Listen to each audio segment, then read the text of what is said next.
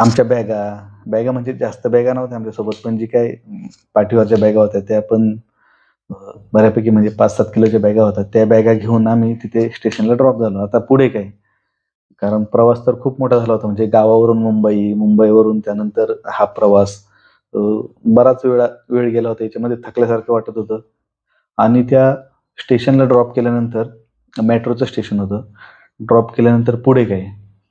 तर मग सर्वात महत्त्वाचा पार्ट असा होता, की दुबईमध्ये आम्हाला एक नोल कार्डची म्हणजे आम्ही इकडे पाहून गेलो होतो, की नोल कार्ड भेटतं म्हणून. त्याचा रिसर्च वगैरे पण केला होता आम्ही. म्हणजे नोल कार्ड कसं वापरायचं किंवा त्याची कॉस्टिंग वगैरे हे सगळं पाहून आम्ही ते ज्यावेळेस एंट्री केली, तर मेट्रोच्या तिथे एंट्री केल्यानंतर आम्हाला ते नोल कार्ड देण्यात आलं. साधारणपणे एक ₹2800 आमचं ते कार्ड होतं इंडियन रुपीजमध्ये. त्या ₹2800 कार्डमध्ये तुम्ही 7 दिवस अगदी मेट्रोनी फिरू शकता. म्हणजे अनलिमिटेड तुमची जर्नी होत्या. मेट्रोने फिरू शकता.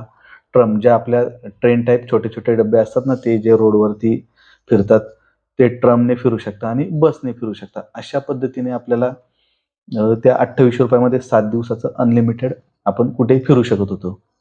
सर्वात मोठा खर्च आमचा इथे कमी झालेला होता. ठीक आहे.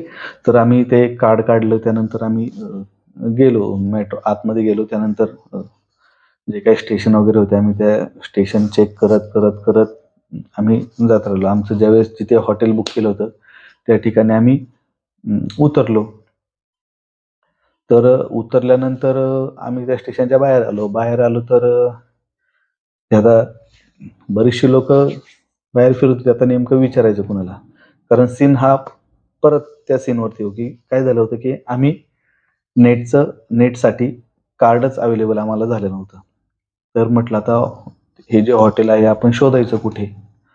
कारण पहा Google मॅपचा फायदा हाच आहे, की जर आमच्याकडे त्यावेळेस Google मॅप ॲक्टिव्हेट असता म्हणजे आमच्याकडे नेट जर चालू असतं, तर आमचा तो Google मॅप आम्हाला Google मॅपवरून ते लगेच हॉटेल शोधता आलं असतं. आम्हाला ते हॉटेलच भेटेना. आम्ही त्या दुकानदारांना जरी विचारलं तरी ते म्हणजे हॉटेल होतं राइट साइडला, आम्ही होतो लेफ्ट साइडला. तर लेफ्ट साइडला काय झालं, की ज्या दुकानदारांना आम्ही विचारायचो ते म्हणायचे इथे म्हणजे बॅक साइडला वगैरे कुठेही हॉटेल नाहीये. आता रोडवरती नक्की विचारायचं कुणाला? कारण जो तो आपापल्या ह्याने कुणी कुणाशी बोलताना कुठं दिसत नव्हतं, काय नाही. यार आता करायचं काय? याला विचारतोय, त्याला विचारतोय. कारण ॲक्चुअली ते हॉटेल जे होतं ना, ते फ्रंट लेयरला जे हॉटेल्स होते, त्याच्या बॅक साइडच्या लेयरला